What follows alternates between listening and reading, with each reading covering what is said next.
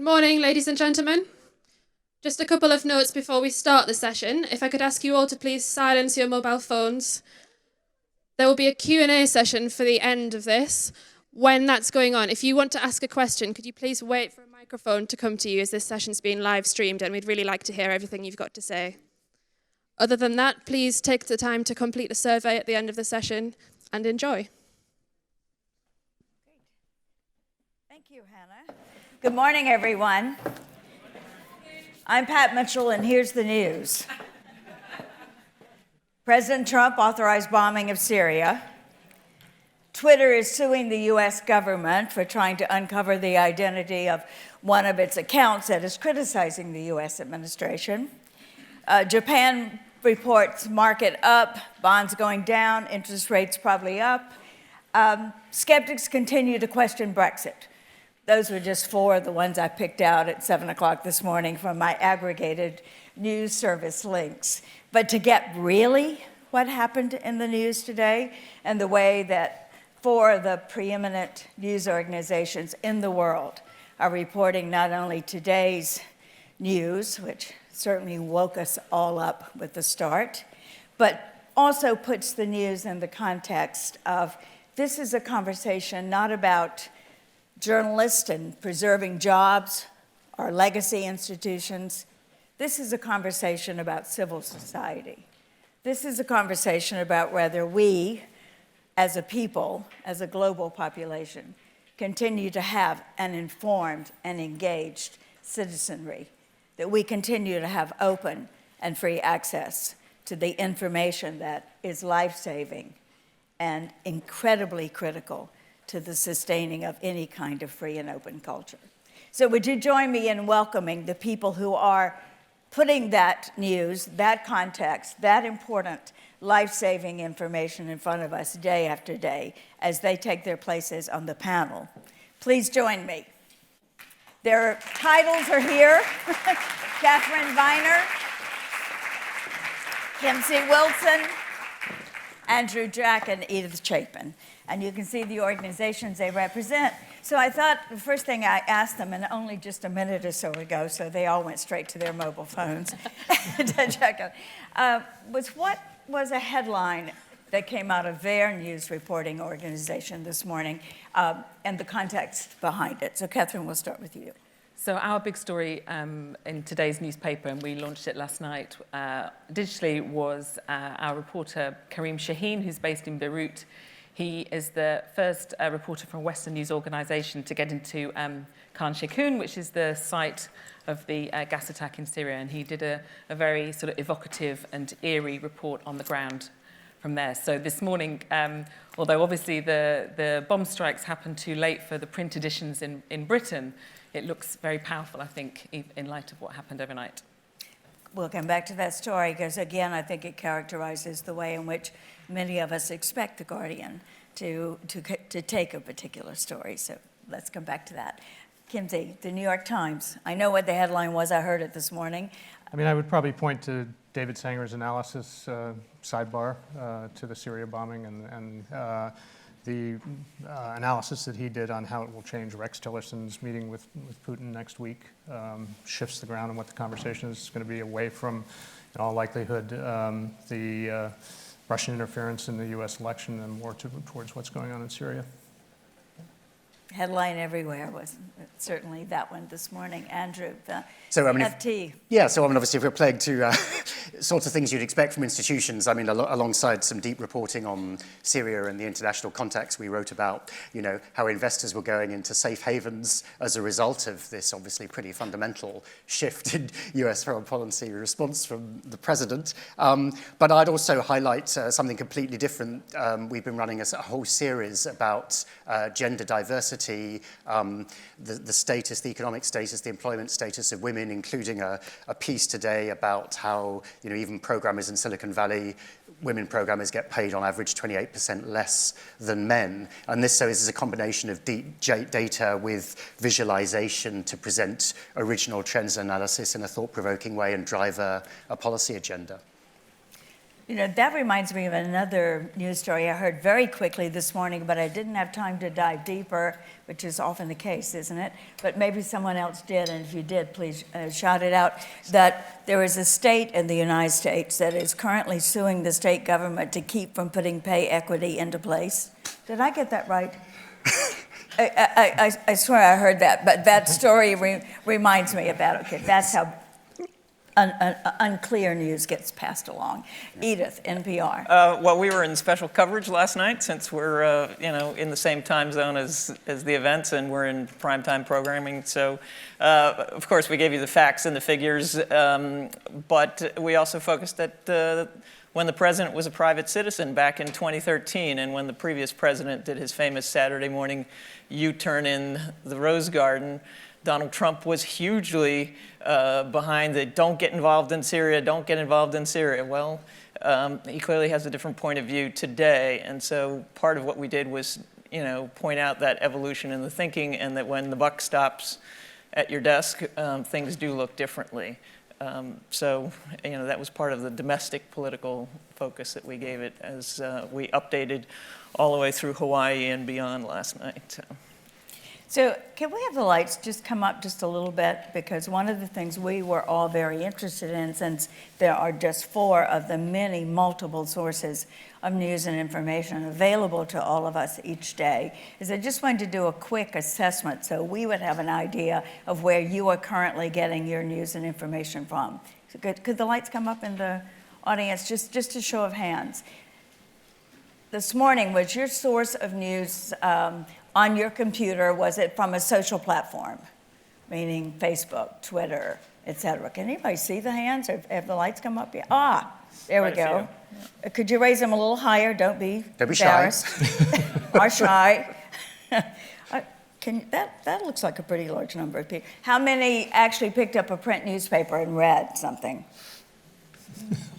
People after my own heart. And was it the free copies that were available here? That's right. No, we're not asking them which one they picked up. Well, it's certainly not news to this group that the majority of people worldwide are now getting their news every morning from a social platform, primarily Facebook, right? That is number one. So we have that statistic, which has only been gaining in strength over the last 10 years, along with that while that one's gone up, what has gone down is trust in the news and information that they're receiving. So we might as well just jump right into that, because you can't have a conversation about the consumption or distribution of news and information without looking at the most dramatic way in which it's changed. And that is through the social platforms. So how are you thinking about that? As The Guardian, you were one of the first to go digital. You have one of the largest digital services delivering news and information in the world. Enemy or friend? Or frenemy? Yeah, both, genuinely both. The Guardian, when I joined 20 years ago, was the 7th largest newspaper in Britain, and now it's the 2nd or 3rd biggest English language news organisation in the world, with 150 million users and 2/3 of those outside of the UK. That wouldn't have been possible without Google and Facebook. That massive expansion, the fact that people know The Guardian is, that we can have an impact in the US with our Snowden revelations, in Australia with our Australian revelations about the refugee detention there, and all around the world. We do a story about Mexico, it has gigantic impact in Mexico. That would not have happened before. That's an amazing development for the Guardian. So in terms of readership, it's an amazing thing. In terms of the financial underpinning of The Guardian and what pays for the journalism, it's pretty disastrous, because I'm sure, as everyone knows, 99 cents of every new advertising dollar spent on digital advertising goes to Facebook and Google. So it's basically all of it, and most of the rest. So this is why news organizations all around the world are trying to find new models for funding journalism. Obviously, and I think what's happened is that these platforms has become between us and our readers. They've broken the relationship between the people who produce the journalism, which, as everyone knows, is labor-intensive, time-consuming, difficult, complicated. Kareem going into Khan Shaykhun 2 days ago, you know, he was supposed to come out by a certain time. He didn't come out till 4 hours after that. You know, we're sitting in the office, you know, that's expensive, it's risky, it's dangerous. He did something powerful to try and get a story out there. And all of that work, you know, the platforms come between all of that and our readers. And there's been a lot of talk during the media sessions over this week about, you know, they are really benefiting from the content that is being created by news teams and journalists all over the world. It's worth noting, though, that something has changed within the last 18 months, 2 years or so, and that is that you know, social media and search are not a new phenomenon, and media organizations have benefited tremendously through audience growth and so forth. But it was largely through referral and audience coming back to our sites until the sort of the rise of mobile in a kind of profound way. And now increasingly you're seeing Facebook, Apple, and Google try and confine that audience to their own walled gardens. And that's the shift that's occurred and that has really had a profound impact on the economics and what everybody is struggling with, I think.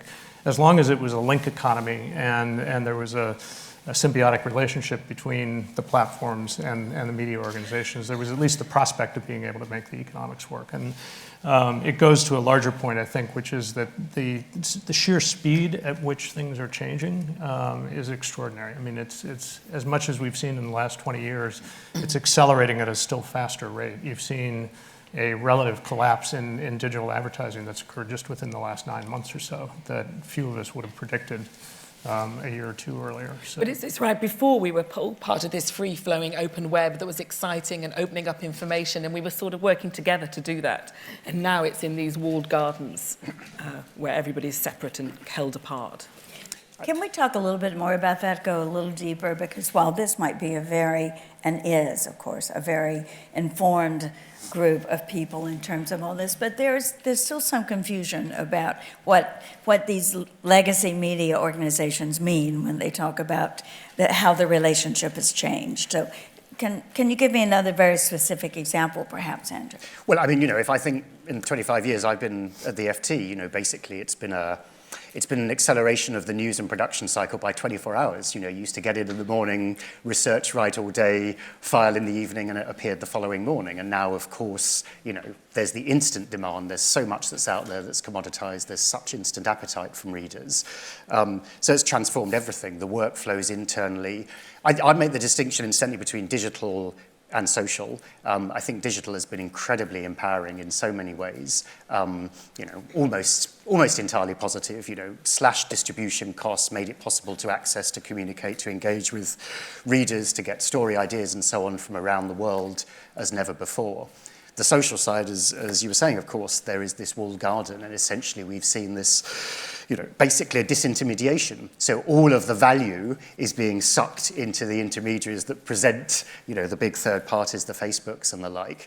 All of the resource that's required is therefore draining away from those that provide the original content. And so what's the response? You know, one has to find that trade-off, as you say, between reaching new audiences, gathering information that's valuable, but then potentially having paywalls or other ways to engage cautiously. And certainly for us, I think, you know, one of the fundamental issues is about an exchange of information. So it's about us also having data. You know, if someone is reading our articles through Facebook, for instance, we want to know more about who those readers are, where they came from, where they're going to next. And a lot of I think the social media organizations thus far have been very reluctant to share that information. And frankly, you know, the media has been a bit naive, I think, in giving away an awful lot too much for nothing in the past, in the hope that there would be crumbs from the table to share. And now many are in a position where they've got a very weak negotiating hand, I think, because, you know, high quality news is only a tiny fraction of the total offer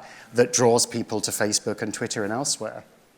And I should say at this point that we invited the platforms to be a part of this conversation, and for various reasons were unable to participate, and perhaps they're represented in the audience. We hope so, because we'd love to hear the point of view, because it clearly is a big factor. And just to pick up on, as you say, a very big part of the distribution pie, which got larger, much larger, because of the distribution channels, but now the relationship has changed. So what steps have the New York Times, for example, to come back to you, Kimsey, what steps have you taken to deal with this new relationship between the newspaper and all the resources that are brought to bear there and your digital services and the platform distributions? It's a constant negotiation. I mean, we're literally at various levels of the organization talking to them probably almost on a daily basis. I would say with all the attention that has surrounded fake news within the last 6 months or so,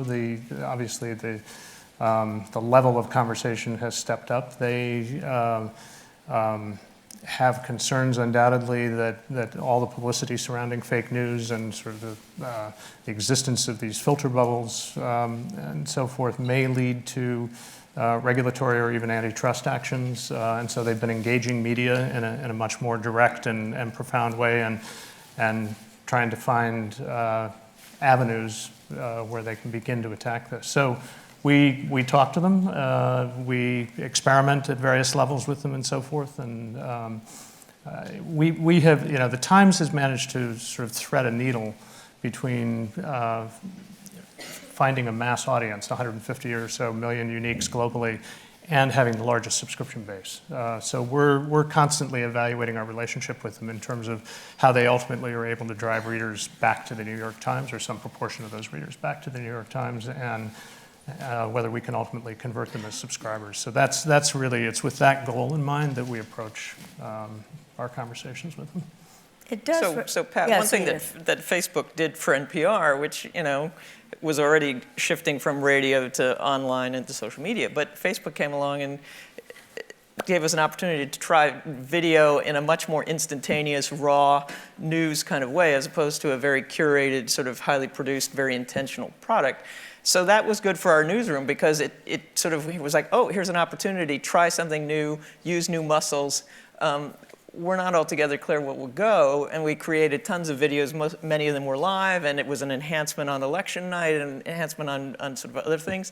But it was an opportunity to say, here's kind of a safe way to experiment with something that we wouldn't have otherwise put the money in to say, oh, let's play around with that. So you sometimes have to take opportunities, and you learn something, and sometimes you learn that, right, that was good to do, but we don't need to keep doing it. So, it isn't all bad.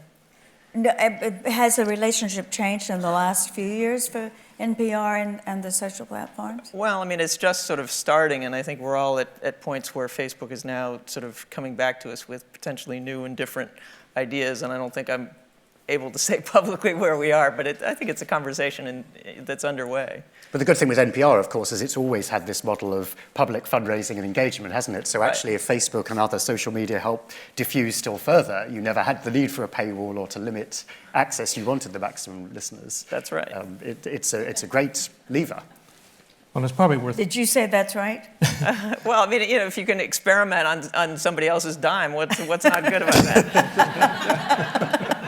Very good point, Ian. Yes, Mackenzie. No, I was just going to say it's worth pointing out that we each have slightly different business models, too. Yeah. The FT has a very strict paywall. NPR, by definition, gives away its content for free. The Times has this sort of balance between a sort of porous paywall and wide distribution, and The Guardian has a membership model. So there are nuances in all of this, and it affects the conversations that we have with Facebook and Apple and Google, each of which, by the way, are quite different in the way they approach us. I think all of us would probably agree that the relationship with Google around Google AMP, which are these accelerated mobile pages that they've created, where they've essentially incorporated our business model into them, is a lot easier to accommodate than Facebook's more walled garden.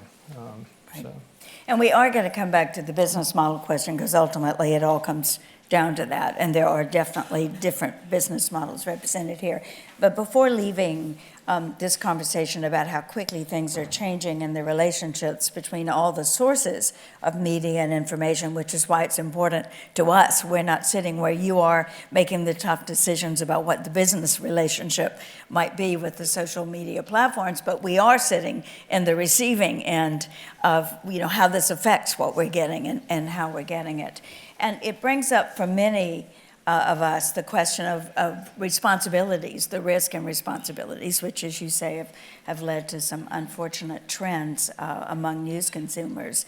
So, I recognize there's certain things you can't talk about in a live stream situation, Catherine, but what is your opinion about the responsibilities of the social media platforms? Well, I mean, the tricky thing for them is that they're clearly publishers and they clearly don't want to accept the responsibilities of publishers. You know, they see themselves as just platforms where anything can appear, but obviously they make decisions all the time that are similar to those of publishers. And I think that's the challenge for them. And I think, you know, they are showing signs that they are having to reckon with that. I don't know where they'll end up. And what about regulation? Is that in the cards anywhere in any country? I mean, it has happened, obviously, in a couple of countries, and they've exited. China. Yeah. China. And Russia. China and Russia. Yeah. Is that an answer? Anyone? I think it's part of the answer, yeah. And, you know, and it's not just China and Russia. I mean, obviously, you know, Germany, Spain, there's been pushback against Google and so on. That was one of the reasons that led to this Google News initiative.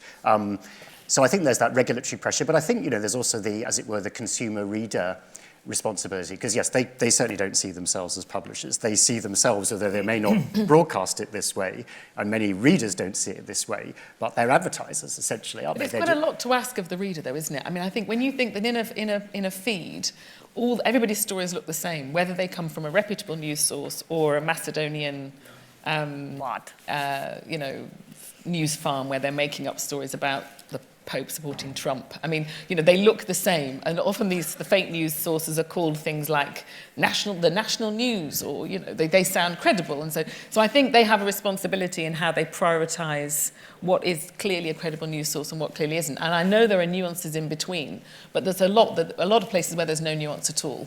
Starting with this panel, you know. No, yeah, exactly. No, I think you know, one pressure clearly comes when money is at stake, and we've seen it recently, for example, with the UK government and others withdrawing advertising when, you know, their funded ads were juxtaposed with radical extremist posts. You know, there's that element. I think there's also been I get the impression there's at least, you know, whether the leaderships of some of the social media groups might share this, that internally there's a bit of a staff rebellion when they saw what happened around Trump, for example, last year, or around Brexit, and, you know, as you say, kind of unlabeled, undifferentiated posting of stuff that was clearly false and manipulated, and indeed often with its own commercial agenda as much as any ideological agenda. And so I think those pressures are coming in, but I think it's absolutely right that there's legislative and regulative pressure alongside. But it's the money that's going to make them change. And I think, I mean, in our conversations with them, I think there's some growing recognition that they have some responsibility, if not as publishers, at least as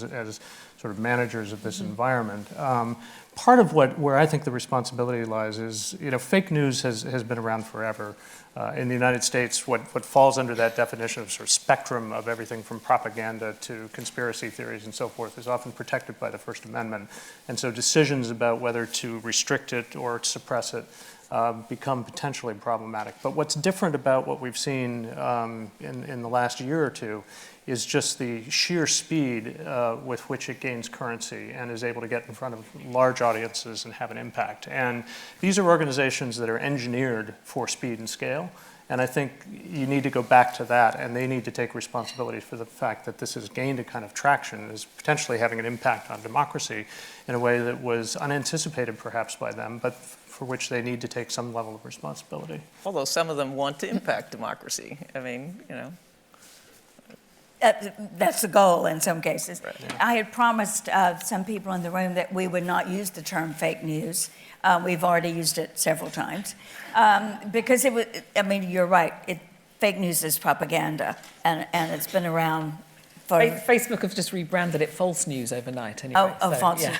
Well, everyone's trying to distance themselves, because fake news was actually was first said by the President of the United States, right? I mean, he's the one, along with enemy of the people, which you all are, too. No, we are not the enemy of the people. And we are not the opposition party. And the editor of the Washington Post has put it better than anybody else. We are not at war, we are at work.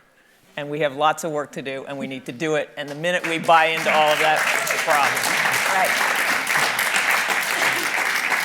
But since the subject has come up of what's been labeled false news, fake news, alternative facts, alternative reality, whatever, in another earlier dialogue here at the forum, there was conversation about the differences in the amount of what has been identified as fake news or false news and real news. That in Germany, it's like 4 stories of real news versus 1 story of fake news, whereas in the US, the latest data is 1 to 1. Wow. That's pretty Who alarming. did that research? Who did the research? What's it? That person. I believe that's a reference to an Oxford, Well, it an was Oxford study, Upworthy who talked about it on the panel, I believe. Yeah, Wow. but I think that the one-to-one, thank you.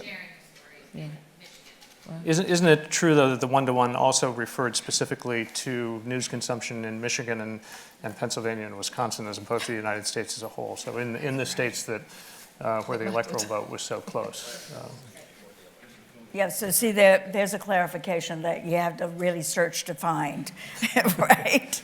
And this is slightly segs towards the business models, but I mean, I do, you know, I think the alternative facts is the worst of all of those sort of labels one could use. But, you know, I do think that, you know, the one slight sense for optimism in the past few months for me has been there is this public debate, and it's good that therefore there's discussion about fake news and the like, because it is creating more public realization of actually, I think at least for a significant group of people, the value of true journalism, real news, verified fact, challenging and holding power to account. And that, you know, in the result, one has seen at the New York Times, at the Guardian, at the FT, the Washington Post and others, this increase in subscriptions. So there's been a public debate, there's a realization of the quality and the importance of, you know, legacy journalism in the sense of all the good things that are right about journalism as it's always been there, and even a willingness in different ways to support and to pay for that and to identify and look for it. So that's been the one positive, perhaps, side of some of these evolutions in the past few months.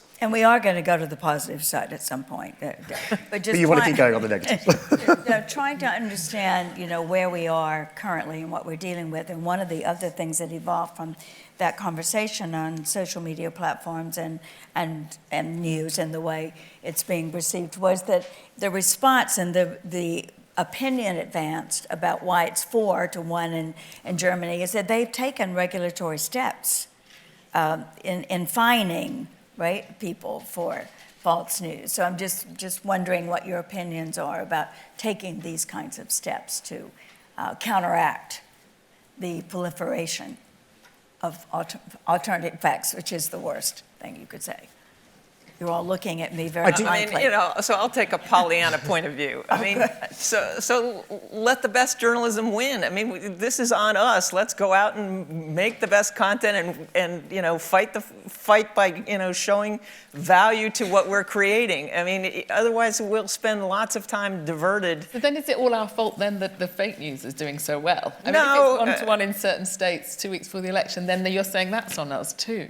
Well, maybe, but let's go out and let's worry about take care of our own business and create the best stuff. I mean, otherwise I think we'll be just running in circles, and that's what they want us to do, is to run in circles. I think the problem is the whole economics of the internet is geared up to reward crappy clickbait over serious, investigative, quality journalism. That's the whole economics of the internet. I'm not sure that's about the quality of the good journalism getting worse. It isn't. I think it's really good at the moment. Well, and that was true, I think, when most of the economics of the internet revolved around advertising, as it has for much of media for its history. Yeah. And we're starting to see that change. And I Sure. think part of the shift that's occurring, in addition to people recognizing that they need credible sources of information in this environment, is that media is under an enormous amount of economic duress, and there's some recognition that funding is going to have to come from other sources. Yeah. I mean, we're seeing that certainly in the surge in subscriptions that we've enjoyed. I think you're seeing it in the membership drive that you're doing.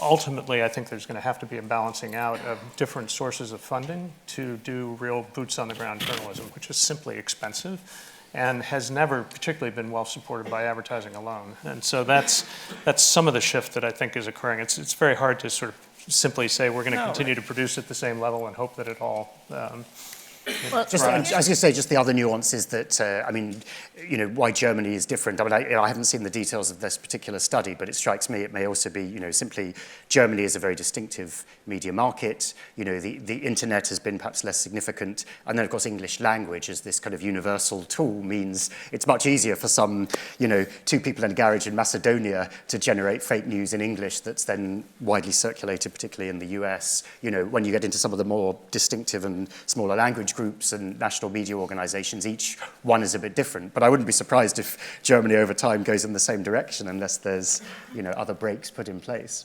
I mean, some of the question around regulation, too, has to do with the extent to which the internet remains open or not, or becomes a much more closed environment, and what happens to personal privacy there. I mean, I think that's where the issues need to get thrashed out. Right, and that may be one of the outcomes of this suit if Twitter does go forward with suing the U.S. government over the identity of this Twitter account.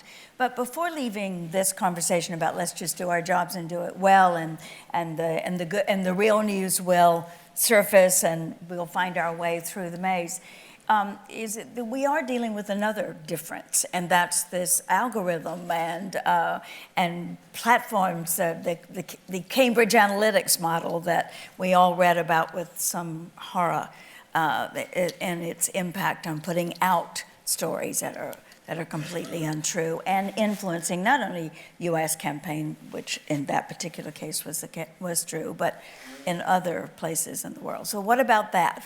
How are you dealing with the bots and the all the other things that are influencing the way we are seeing information and news? There's just so many different. I mean, what you're talking about there, the Cambridge Analytica report, the which has been a bit manipulation of opinion so that wasn't by necessarily facts. fake facts. We don't know what it is. We don't know because, I mean, the whole point about the sort of way you can use Facebook is that there's all this research that says that if you look at somebody's Facebook likes, you can draw a clearer view of them than they even know themselves. Yes, and their husbands or wives will know about them. Yeah. And then as a result, you can target at political messaging or advertising at them and so on. I mean, I think there's been some controversy about that report, that it had been overstated, the influence they had on the election and on Trump election and on Brexit. But I think there's no doubt that you can personalize messages, that people are in closed chat apps where we don't know the kind of messages they're getting. There's quite a lot of, there's this new software where if they just take 20 minutes of your voice, so any of us today, and you can make them say anything. Anything at all. I read about this in The Guardian. Excellent. Very good news source. Trust it completely. Hope you paid. Indeed. How much did you slip her for that reference? Let's go check that membership status right now. So I think there's a lot. So these are big questions for news organisations, but they're also big questions for society. For citizens. How is society going to work when citizens don't know whether to trust the information they hear, they read? How are we going to work this out? And one of the things that keeps me awake at night. What's going to become of us if we can't trust anything and we don't believe anything? And I think obviously news organisations play a role in sorting that out, but it's not only our role. I think it's for all of us.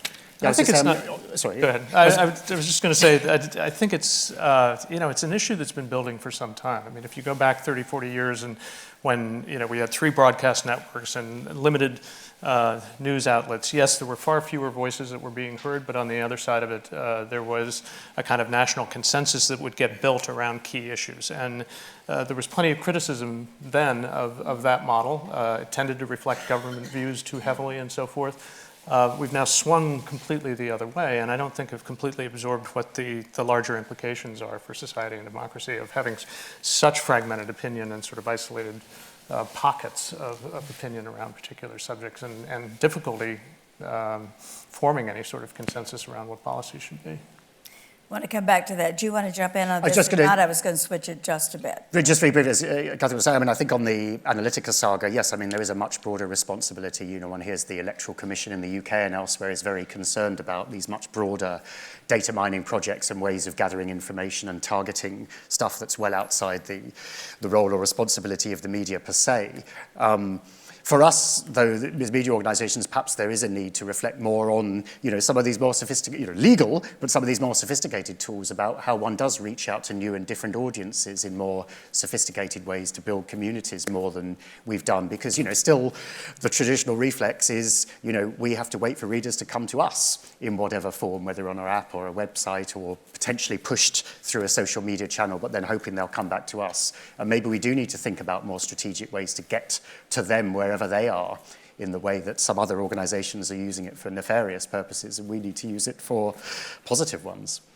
Any ideas you want to share on how you want to do that? No, it's a broad idea, but I think clearly whether it's through social media or other networks. I think it's just really using very bright, smart data analytical people to really understand where new audiences are and how to get them in whatever form. And that's, in the sort of Anglo-American world, the Americas and Europe, we talk a lot about, Facebook and Google, but because there are other search engines in Russia, in China and elsewhere, there's other languages, there's all sorts of ways to get to kind of these niches that perhaps have been a bit neglected and we need to think much more about. Well, you helped me make this transition, Andrew, because this conversation so far has felt very Western, and part of it is because the U.S. president is so dominating the news this morning and several other mornings.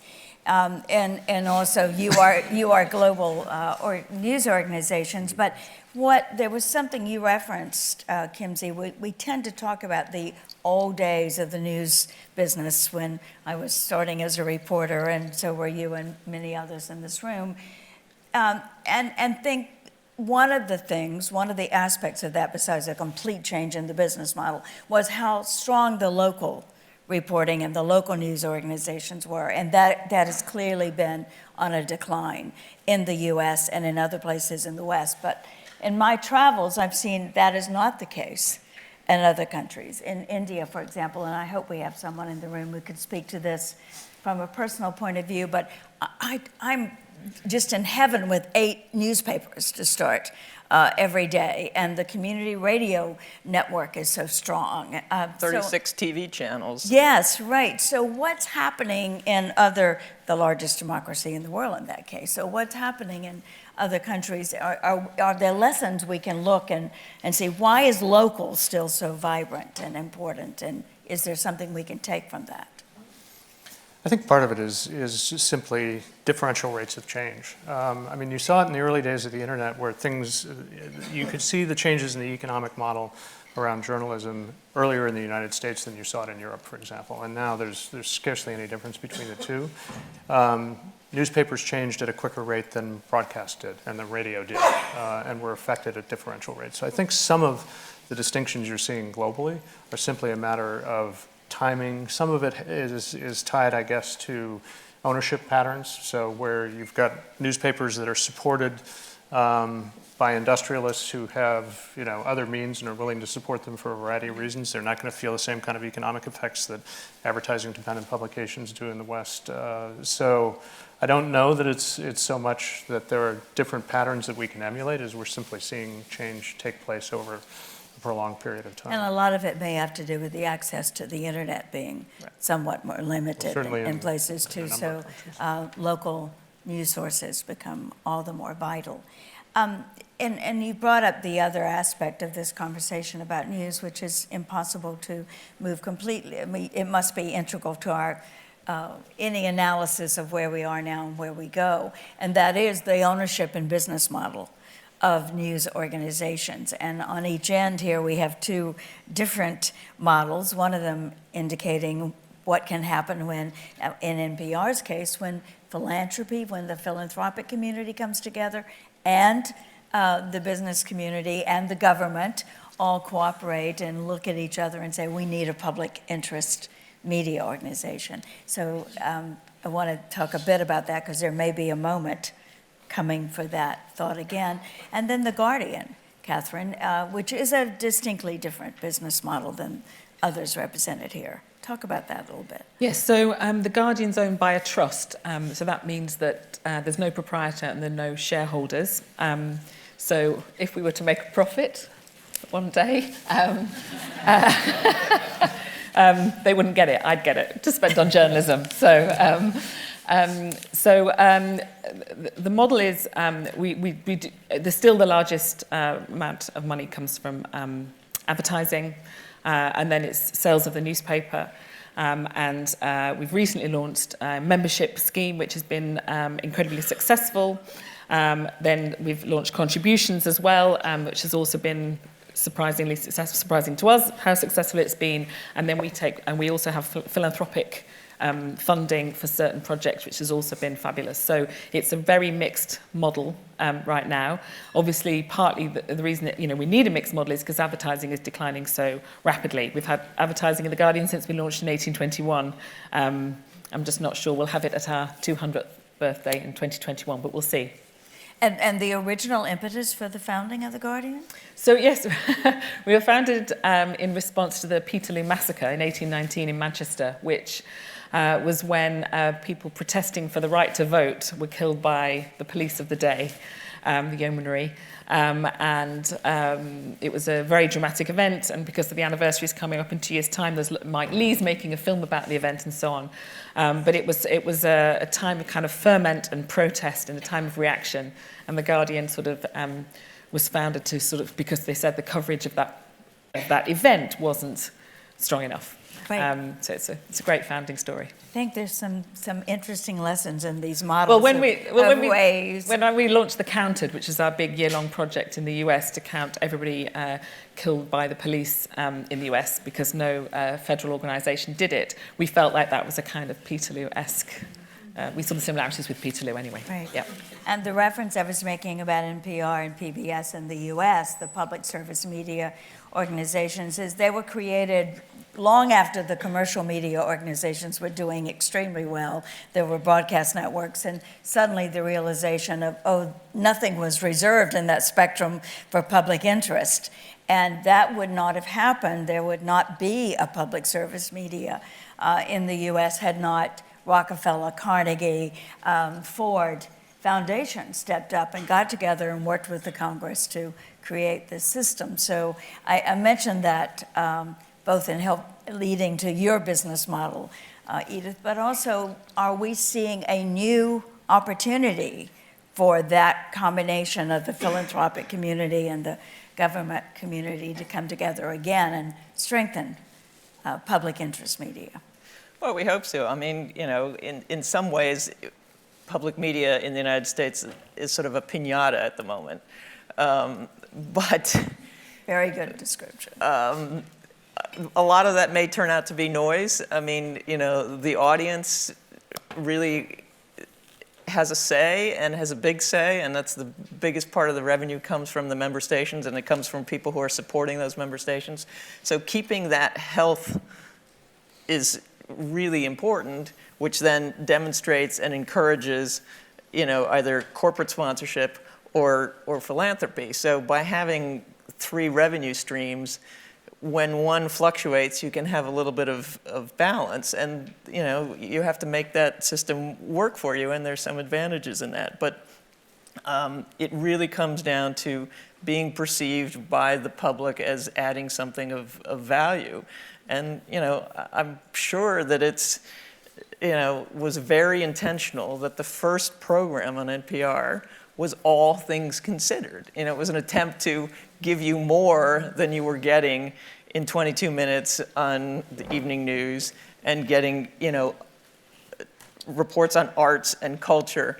And so we have to live up to that. And that's, the value of knitting together local journalism from member stations and standing them up, and not having them just sort of worry about filling their time with news, but really digging into their communities and doing hard work, which then can feed to stronger regional approaches and national. And then the benefit of NPR is knitting together local, national, and international.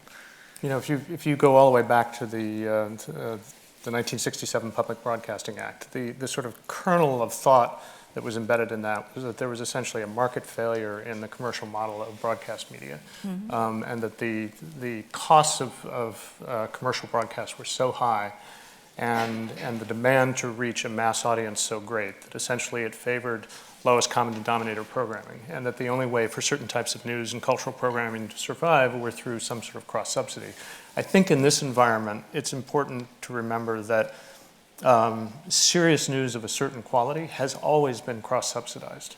And it's simply a matter of how that cross-subsidy has worked. In the case of newspapers, it was principally through classified advertising, which threw off enormous amounts of margin for those papers. And there's been a perception, certainly, that the broadcast media and print media have been immensely profitable, and therefore some, I think, skepticism around the need to provide some sort of subsidy for media. But ultimately, in an environment where so many things can be disaggregated and unbundled, we're left with a question around how do you provide support for serious news gathering? And it has never paid for itself. And so whether the solution is public funding or whether it's philanthropy or some other source of consumer revenue, it's going to require something either that or a rebundling of a bunch of different businesses to support that kind of news.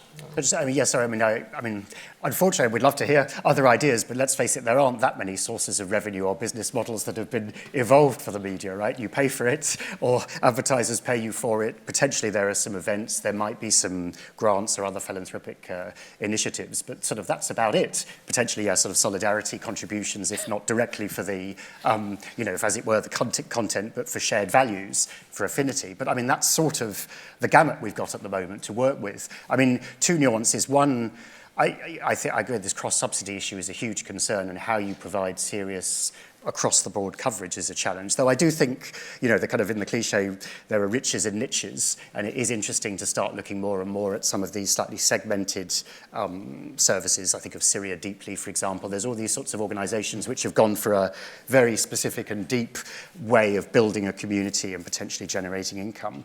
The other thing, just given where we are, I thought just a word on the philanthropic side of things, and I think it's great, it's important, it's always been part of the NPR model.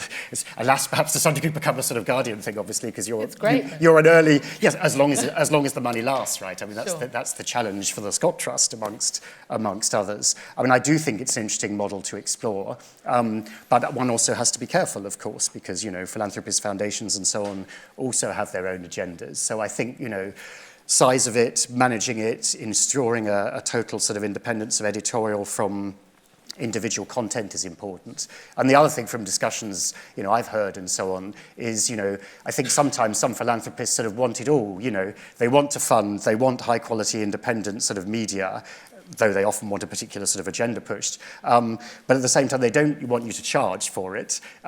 They don't necessarily want advertising, because that's seen as tarnishing. They don't want you to charge because they want maximum access. And on the other hand, 4 or 5 years out, they want you to be sustainable, so they don't have to fund anymore. Well, there seems to me there's a bit of a contradiction there. So, we need to think about that model long term as well.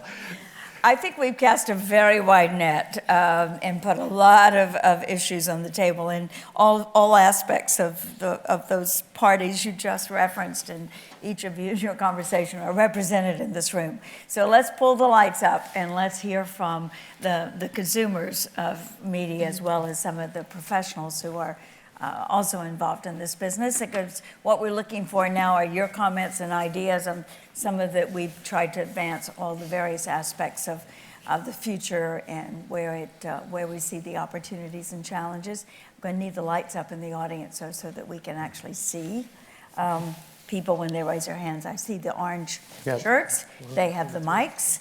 And I'm going to ask my colleagues to help because those lights are coming right into my face. So I'll ask you 2 quick things. Say who you are, what organization you represent, and make it a short question. And we're going to take 3 questions at a time. Okay. Is there someone over there? I don't see the orange. You got 4 hands up. You don't right have here. a mic yet. Do you see them? Yeah, there you go. And so make yourself very visible. If you have a question, raise your hand, and we'll try and get to you fast. So let's get the next 3 up. And it would be great to have more lights in the theater. That's helpful. Okay. Hi, I'm Heather Grady. I work with Rockefeller Philanthropy Advisors, and I want to say that a lot of the philanthropists and foundations we work with are increasingly interested in supporting media, so that's a good thing. Bring it on. We'll take your checks at the door. But since you're talking about revenue models, last night I sat at dinner next to the CEO of Kiva.org, and we had an interesting conversation about crowdfunding, and of course they're very large and they're growing, and he talked about how I think it was last year, the crowdfunding site Kickstarter raised more money for the arts than the National Endowment for the Arts in the United States. I think that's a correct statistic. And my question is, I think that there are a lot of, especially 20-somethings and 30-somethings, that if news organizations like yours said, we're a public good, we're looking for new supporters, and went on sites like that and said and drew in contributions that way, I think that you would reach a whole new audience. And I just wonder if you've tried that. I mean, Guardian's doing that to some extent, but I think that this would appeal to a lot of people who aren't going to come to you in other ways. It's a really good point. I mean, one of the things the Times has done, sort of on the heels of the subscription surge that we saw, is invite people to contribute an amount towards a student subscription, and then we've matched it with an additional subscription. We've actually discussed internally whether to create some kind of Kickstarter campaign around that. I had some experience when I was at NPR with creating a Kickstarter campaign around Planet How'd Money. that go? We raised an extraordinary amount of money for Planet Money for a particular reporting project that they did. So I think But you got a lot of grief for it. well, we got some grief from member stations. We didn't get grief from the public, and that had to do with the peculiarities of NPR's business model. But I think there is an opportunity to direct an appeal. I think what's underlying it is a sense that this is more than just a commercial transaction and giving dollars in return for news, but rather as a larger statement about the value of media or your personal lifestyle or whatever it is. We were going to try and take 3 questions, but this one's a really important one because it does represent something we're all hearing this week, which is a greater philanthropic interest in getting involved in the investment and funding of media. So, and all of these organizations are interested for obvious reasons. So, yeah. There's a really interesting Dutch model called, there's an organisation called De Correspondent. It's these group of journalists who got together and they crowdfund each project before it starts. So that the projects only happen if enough money comes in around a particular project. And they happen to choose really fantastic projects. They chose one that was called Forgotten Wars Around the World, and another one, What is Love? And all of these were, completely got their funding immediately. They're really good journalists, and then they do long projects. And the people who've crowdfunded it get access to the project in an ongoing way, and then they're published publicly at the end. It's a really lovely model, I think, because I think there is an interesting thing. Young people, you mentioned that it would be young people, and young people don't give to media as much as older readers. And I think it's perhaps through Kickstarter or through individual projects rather than fund this whole organisation. Seems to be more inspiring to them. And NPR has reached that younger audience through its podcast, but are they also becoming members and subscribers? Well, so we did an informal experiment sort of late last year on the Politics podcast, which has a much younger audience. And at the end, we just started without any particular plan saying, if you like this podcast, you like what we're doing, please support your member station. Well, lo and behold, contributions came into member stations, and member stations said, great, look, right. There's a... and they appreciated it as opposed to sort of viewing podcasts as potentially cannibalizing their audience. So there are a lot of different ways that need to be thought through, and young people are giving, and we need to find ways to reach them where they are. All right, so we're going to shift. We've got 3 other, and I'm going to try and take 3 this time, so let's make the questions brief. Start there, and over here. We got a mic over here. I'm the founder of the Ground Truth Project, and we support a new generation of journalists to tell the most important stories of their generation. So just coming off of the idea of building youth audiences, I wanted to ask about how you're building a pipeline of young people to come into the organizations, and is that a challenge for you? Is it something that you're thinking about, and how are you working on it? I'm the co-founder of Global Post. It sort of flamed out. We had a great editorial project, but it wasn't a good business model. At Ground Truth, the recognition is that I really think a lot of the future building audiences is going to be about getting that next generation to be part of the great news organizations you represent. So how do we do that? Thank you. Okay, hold that. We'll come back to it. Question was in the middle here. Hello, my name is Jeffrey Lean. I'm, it's not much my surprise, I spent 50 years writing about the environment for a succession of national newspapers, and I'm an absolutely unrepentant inkaholic, I fear. But I'm an excellent journalist as well. I want to ask about echo chambers, which I think also, to my surprise, also now apply to the mainstream media as well. And I mean, from my own field, we now in Britain have 10 climate skeptic columnists writing in the daily press. 2 years ago, there were 5 of us on the other side. Now there are 2, which happen to be on the Financial Times and The Guardian, both wonderful journalists, George Monbiot and oh God, his name's Martin Wolf. Right. But even they can only write about it occasionally. But it has quite a chilling effect on the government and all. And this is a time when, you know, all the world's governments have signed up, 90% of the world's scientists, most of the world's big businesses, all the world's defense establishments. And the States is much better, but I can remember when the New York Times fired its climate test, for example, and The Guardian jumped into the breach. So I'm all for challenging orthodoxies, and I've spent most of my life doing it, but this does seem a bit excessive, and I have some ideas of why this happens. It's not just in the climate, but in other areas, and wondered if you had any. All right, and then the question here, so you record that one as a response? So my name's Laura Flanders. I work with the Media Consortium, a consortium of independent media in the US, as well as Audioport, which is a project of of content sharing for community radio stations. And I just wanted to draw your attention to one of the underlying challenges here. A lot of the conversation this whole week has been about the competition between pluralism and autocracy, authoritarianism. We have a lot of threat, we're hearing huge threats to our pluralist media, the media ecosystem.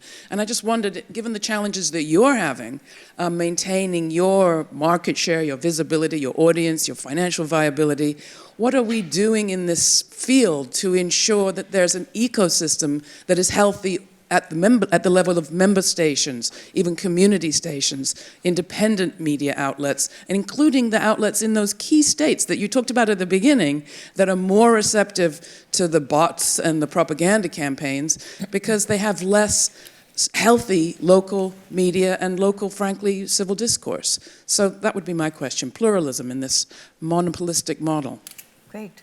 So do you want me to start with that? Yeah, let's start with that one and we'll go backward. I mean, NPR really recognizes the value of member stations. I mean, you know, 800 signals coming from 230 some stations. So the focus now, and NPR announced within about the last month that its board and member stations have agreed on the station fees for 3 years. So that's 3 years where people know exactly what that money is, so that the focus can be on shoring up what it calls the compact, but the sort of agreement between the stations to shore up local journalism, as I was referring to earlier, to build local journalism, regional journalism, stations helping each other, and being able to sort of strengthen that reporting. And there are tremendous efforts underway. Kansas City has led the way in looking at agriculture reporting, which is of common interest to groups of stations, and other regions have come together so that it isn't a case of, attack happens in San Bernardino and 4 stations show up and there's no conversation between any of them and, no sharing of resources. It's an imperative for public media in the United States to shore up the local journalism. Otherwise, it really is a house of cards. And there's a lot that can happen, and there's a lot that's starting to change. And that's a big task, but it has to happen. The state of regional journalism in the United States is of real concern, and there are not a lot of obvious answers there. As important as what NPR is doing, it's when you compare the typical size of a member station newsroom that might be tiny, 5 or 6 people compared to the 200 or 300 that at one time worked in newspapers in those communities, there's a huge disparity. And I'm reminded of Clay Shirky's observation that things get destroyed a lot faster than they get rebuilt.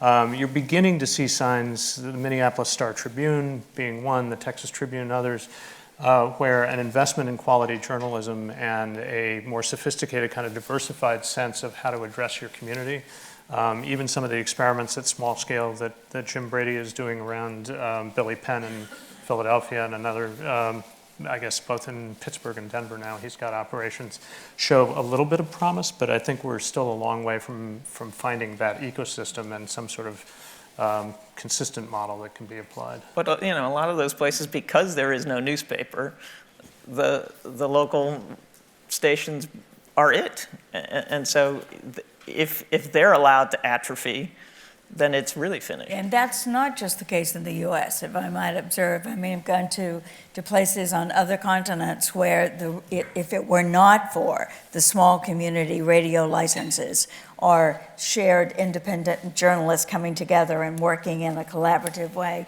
there wouldn't be a real source of news and information. So the challenges are catalyzing those kind of new partnerships and opportunities. You want to respond quickly to. Well, just, I mean, to sort of segue from Laura's question to Jeffrey's, which is about plurality of voices and perspectives. Yes. I mean, one of the things I feel very dramatically in Britain, you know, is that the press is almost entirely pro-Brexit, very aggressively so, very aggressively pro the hardest possible Brexit, apart from the FT and the Guardian and the Mirror. Since the Independent closed down in print, there is very little press on the liberal progressive left. There's very little press taking on really serious subjects that really matter, like the environment, like health in the developing world, like women's rights and so on.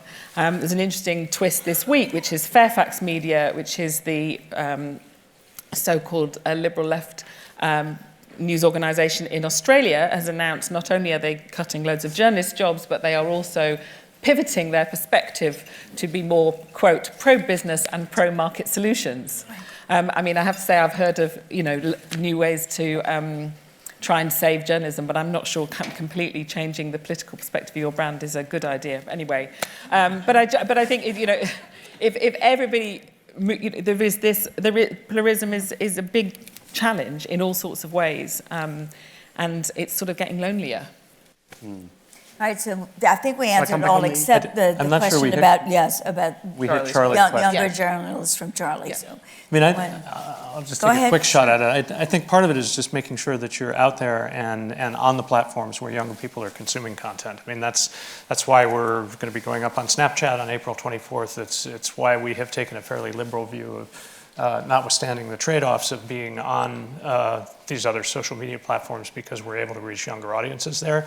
That in turn helps us attract younger employees and people who are going to be more engaged with that. So it's not a perfect answer, but it's... Yeah, I mean, I got to say, we have no problem getting, you know, young journalists who want to come work. We're often encouraging them to go to member stations and, you know, come up. And our audiences, you know, part of our recent audience success the last, 16 months is because audiences are younger. And, you know, there's a phenomenon for those in the United States, you know, that NPR talks about backseat babies. And, you know, people who, you know, grew up listening to NPR in the car, and then, you know, the habit becomes forming in some way or another. Even if you resist it for a while, eventually you sort of realize that you missed it. So, you know, that's our pipeline. From the backseat to the newsroom. The backseat babies and carpool collectives, right? I've heard it described that way too. 3 more questions, so raise your hands. Let's get mics to you, and we'll move quickly as we can through 3 more. Hi, I'm Laurie Gehring from the Thomson Reuters Foundation, the charitable arm of Reuters, the Newswire. We do coverage of undercovered issues with a lot of journalists around the world. And we face these same kind of pressures that the money is not always there to do what we want to do. So we're also looking out for more philanthropic money, for money coming into the foundation to make this possible. And what I'm really seeing is that, first of all, funders don't want to fund something that already works. They want something new. And so you end up spending quite a bit of time rushing around trying to create something new for that funder who'd like to come in, that ends up probably distracting from the thing that you did well in the first place. And secondly, you have to report on that money. And so quite a bit of time that was spent on journalism begins to get spent making reports, making sure that the funder is happy and filled in. And so I guess I would ask, is there a way that we can have philanthropic funding to support good journalism that lowers those burdens and doesn't always require something new, but that supports something that is great and works already? I think the answer what you said. A resounding yes to everything you said. Next question over here, but we'll come back to it in more depth. Yeah. Is there another one in the back that is really? Okay, good. Hi, Manoush Zamarodi, New York Public Radio. I'm sort of struggling with this myself, and I'm wondering what you guys are thinking. Is there an effort to sort of reach the other half of the electorate that wouldn't normally read you or consume you? I know, or are we at a financial point where we just have to double down on the people who already love us and maybe are willing to give money? Because I want to talk to those people. I think it's really important, but at the same time, they're not necessarily going to be the people that are the niche that we're told we'd really need to go deep on. Thanks. Good question. Is there one more? I've got the mic. Wait, thank you. Hi. Appreciate that. Hi. Yes. Hi, this is Jess Search from BritDoc. We work in documentary journalism, but my question is about class. I have a worry that I wondered the intellect of the panel could help me with. I was in conversation with Alberto from the Knight Foundation a few weeks ago over dinner, and it sort of struck us that although we talk a lot about the digital disruption to the business models, the other, of course, huge trend is the change in income disparity. And is the reason that newspapers are growing in India that their middle class is still growing? And is it really, and that worry that actually that the entire ideal of a society with a trusted, free press and impartial press is a middle class aspiration, it's a middle class dream. And as the middle class has been destroyed, so actually there's no kind of common agreement in society anymore that that's a value. And that actually if we want to have a strong press, do we need to radically address income inequality? What definition of middle class are you talking about? The American one or the British one? Of course, the Americans don't have class, we know that. Well, she's speaking with Alberto Ibargüen, head of the Knight Foundation, so it's US-based. Yeah, we're talking about the US. I mean, obviously, we've seen changes in the UK too, but I mean, globally, it's class is moving, right?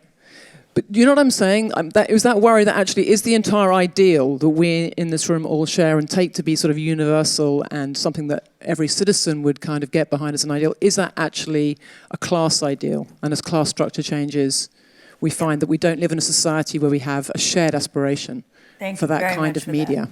Thanks, Jess. And that's a rich area for us to explore, and certainly we want to do it. We'll start with you, Andrew. So it's a couple of, so one on a little bit that, and particularly your question on the sort of how you respond in the new environment. I mean, I do think, there's no secret the FT's editorial line, and many of our columnists were clearly very anti-Brexit. We're in a new reality.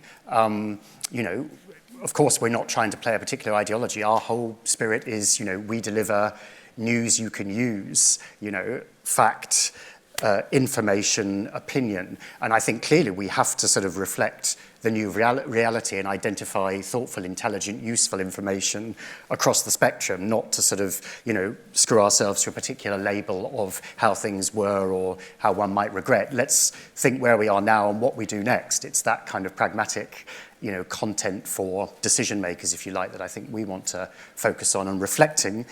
There were clearly populist uprisings of all sorts, evolutions in social trends, and we have to do more to dig into that, explore it, explain it, respond to it in a responsible way. I think your question on the foundations and so on is a great one as well. I mean, I do think there's another factor which you didn't mention, but I think, everyone likes to do their own thing, right? And if Rockefellers come in, will then Ford come in? Maybe not. They'd rather, control and own their own one. So I think there's a lot more sharing that's required. I think, and I know it from some non-profit work and so on I do as well, that the huge bureaucratic burden on reporting is enormous. It's a huge broader debate about theory of change and about measuring impact, and I think the media itself needs to think a lot more about how to measure and respond to that. But I think that is a much more fruitful area to focus on, as you say, than perhaps the obsession with always doing the new thing. I go to these conferences and everyone's talking about VR or, this new gee whiz social media sort of channel or app or whatever. It's basically marketing. The fundamental stuff that we do, providing high quality content, remains the same. And I think there's a danger that people get distracted into, Second Life, who remembers that now, right? Or lots of other things. Right. And these channels can be tools, they can be new ways to get to different audiences. audiences and provide additional information, but let's focus on the content first, and let's get funders, backers, supporters of all sorts to think about supporting that long term rather than just doing something that, maybe the flash in the pan or is the one thing in 100 that will deliver in the longer term. I think there were probably two motivations for funders, particularly in the last 5, 6, 7 years, having a bias towards the new. And that was also wanting some assurance that the media organizations, particularly the established media organizations that they were dealing with, would actually be here in 5 to 10 years, and that they had a plan forward. Mm-hmm. So it was a real dilemma. I mean, I found myself in the position at NPR of having to add positions and create added expense in order to meet the funders' obligations at the expense of things that we had done historically, and that was a real problem. It created a kind of economic overhang, if you will. But I think there was a legitimate side to it, which was the funders wanted some assurance that we were still going to be around and that we weren't simply trying to practice the same business model that we had. Just to be clear, they weren't questioning the New York Times. Kinsey was at NPR. Before I didn't know if they heard that part. Whether the New York Times would be around, we assume they would. New York Times is not. NPR is also open to NPR philanthropic funding these days, but it doesn't have a history there. That's right. I'm really interested in this question about how you reach the other half, because it's something that really concerns me and interests me, because I think it's really much part of the Guardian's mission. We have to be plural. I mean, I always think we don't get enough credit for the fact we have right-wing columnists. It causes a lot of difficulty, and yet we're the only one. We're the only ones who have different perspectives. The Daily Mail has its Daily Mail perspective, and you're not allowed to divert from it in any way. So we try and have diverse voices. We try and challenge our readership and challenge ourselves. But I think there's a project that we did that I think is this sort of thing that could work. So Gary Young, who's a wonderful Guardian journalist, he went to Muncie, Indiana. I think it was for 4 or 5 weeks before the election. We just picked it because it was a town that went for Trump in the Republican primaries and for Sanders in the Democrat. And it had been subject to studies over the years, academic studies, of being the heart of Middle America. And he did this brilliant series of reports which accumulated in an amazing long read, which sort of showed you why Trump won. But he did it through getting into this community, living there, and he became such a local hit. He was invited to dinner every night, he put on loads of weight. They presented him with a ceremonial sweatshirt when he left the town. But also the people of Muncie, Indiana were in tears because they're saying, no one's ever talked to us, no one ever listens to us, no one ever writes about us. People feel invisible and unheard, and they suddenly felt, we've got a few members in Muncie, Indiana, Trump supporting members of The Guardian, because they felt listened to, but of course that's so expensive and you can't scale it, but it was a beautiful model of what could be done. If I might just ask us to go a little bit deeper, Jess, in what I think your question was implying, because I seem to remember in our conversation about this that what Alberto and others were saying is that it is hard to raise the level of engagement among many people in the world today because of the rise of populism and the decline of the middle class and the increase in barriers based on race, gender, culture, religion, etc. It's harder to raise engagement around the issue of the future of news. It's like, why am I going to worry about the survival of these organizations or any others if I'm not feeding my family and if my son or daughter is not going to have the same opportunities for a future? Well, I guess that's about media literacy, isn't it? I mean, that's about how it's taught in schools, when it's taught in schools, why it matters that we live in a society where information and are we doing matters. A very good job at that?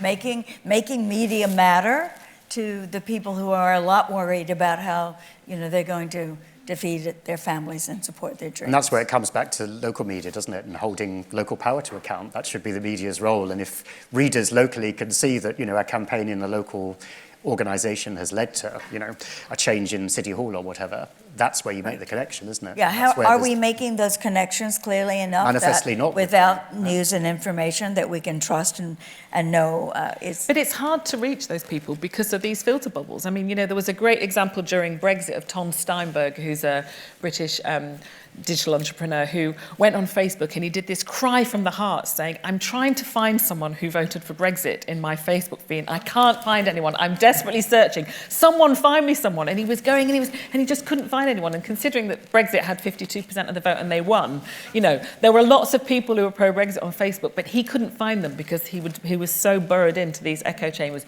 even when he wanted to. So I think it's, you know, it's the ecosystem is really making that very difficult. So let's come back to that, because that was part of one of the questions too. Is there is a very strong echo chamber that is giving the other message, that, you know, the press is the enemy, that news can't be trusted, et cetera. How are we countering that? How can news organizations counter that, which I think gives rise to the hopefully to a different response from this public that Jess describes exists in the U.S. and everywhere else in the world? I mean, I think there's quite a debate actually about the echo chamber, or the bubble chamber, isn't it? Because I mean, you know, if you think of since we're in Britain, you know, I don't know, like a retired colonel living in Kent in the 1970s, he was probably reading the Daily Telegraph, a right-wing paper, print paper, and maybe listening to, I don't know what, Radio 3. Well, and talking to, you know, his fellow mates down the pub. I mean, that's a pretty tight filter bubble. When one thinks today the equivalent person, including, you know, my parents and many friends in their 70s and 80s who are very active on the web, I mean, actually, there's a lot more potential than ever to draw in disparate views. And you think, you know, Twitter, for example, I mean, it's really not difficult to find. But Twitter's just about who you follow, though, isn't it? I mean, I think the argument works for the open web, if you're passive, but not for these closed. If you're passive, but if you're active, you can find very easily a lot of that information. So I think it's a challenge to educate and to get people to engage more widely, but the opportunities are there much more than they were. So, you know, I'm not completely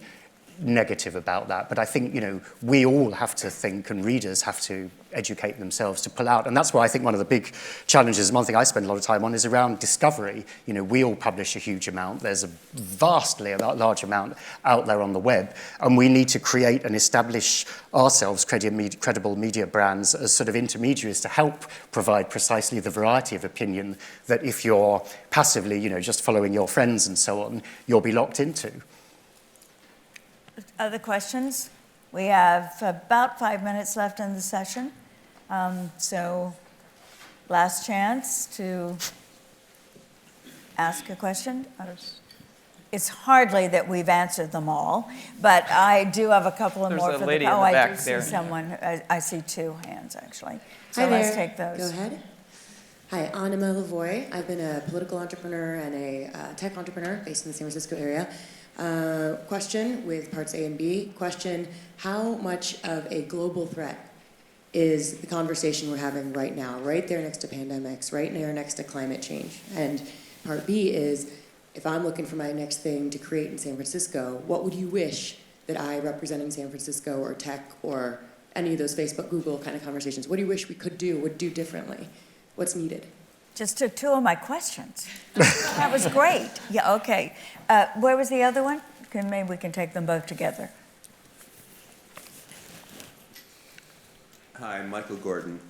So I have a print subscription to the New York Times, and I give money to NPR. Thank you. Whenever there's a controversial story, I also try and see what other media outlets are saying. So I go to USA Today as sort of a neutral source, and then I go to Fox News, sometimes incognito, so that I don't get I'm not associated there. But do you feel there's any What is that, false mustache and glasses? Pretty much. Do you feel like there's any responsibility among you on the stage to actually poke holes and point out that other media outlets are not reporting accurately? I mean, I know it took a long time for like the New York Times to start saying that Trump lies, but is there a responsibility to say that Fox News lies, that USA Today is failing to cover certain important events, things like that? Right. Okay, let's start with that one and then go back to the other one. I mean, we did do we did a story where we spent 18 hours with Fox News the other day and did a deep dive there. I mean, yes, I think there is an obligation to, and which we've embraced for some time, to cover other media. I think there's also a bit of a hazard there. I mean, we can become very quickly too self-referential, too inside, and I think the bigger challenge now is to cover the larger country. I mean, one of the things that occurred to me as we were talking about pluralism in local communities and so forth is, local newspapers were once upon a time a source of both local and national news. And so what has happened, I think, as those organizations have hollowed out is everybody's getting their national news from organizations that didn't feel the same kind of commitment to local.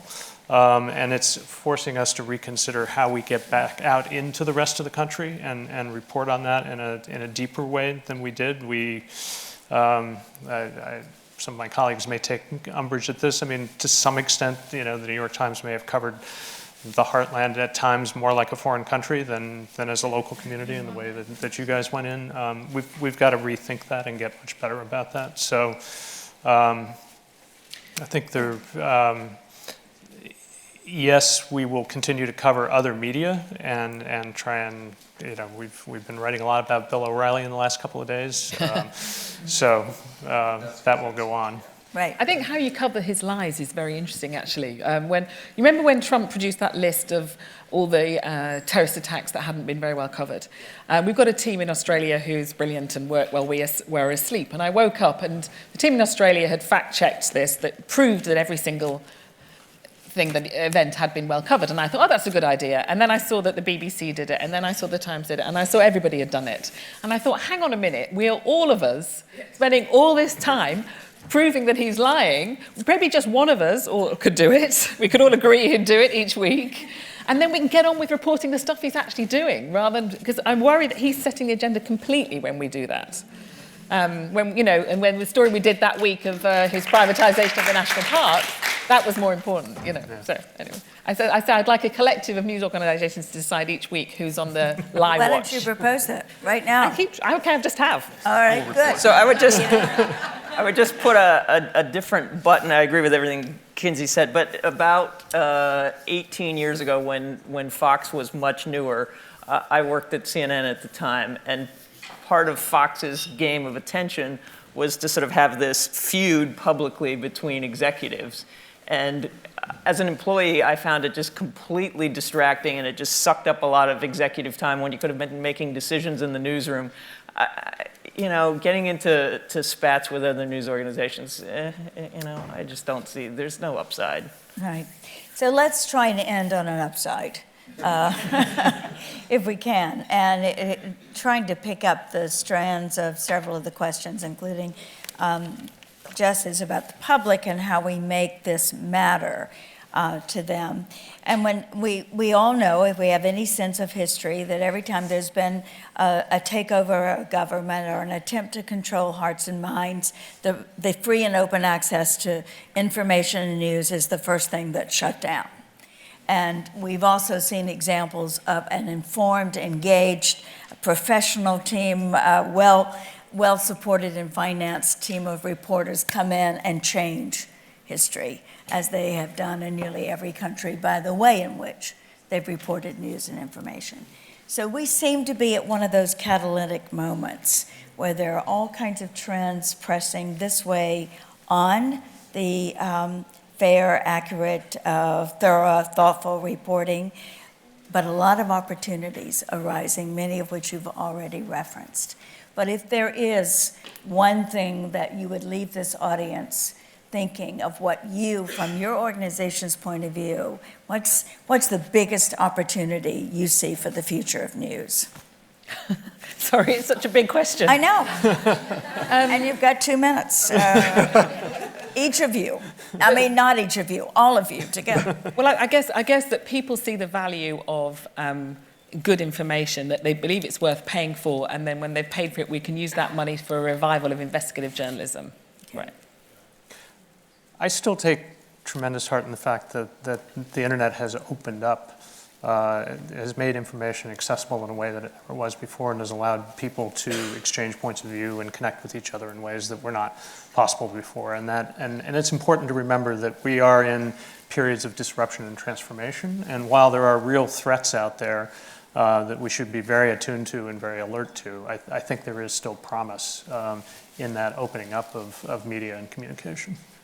No, I mean, I take heart, all the media organizations here do have a very good story to tell. You know, these are all legacy media who have evolved, who are delivering stuff that a growing number of people want to listen to read, to interact with. They are generating income, subscriptions for all of us, and contributions are rising, which is great news.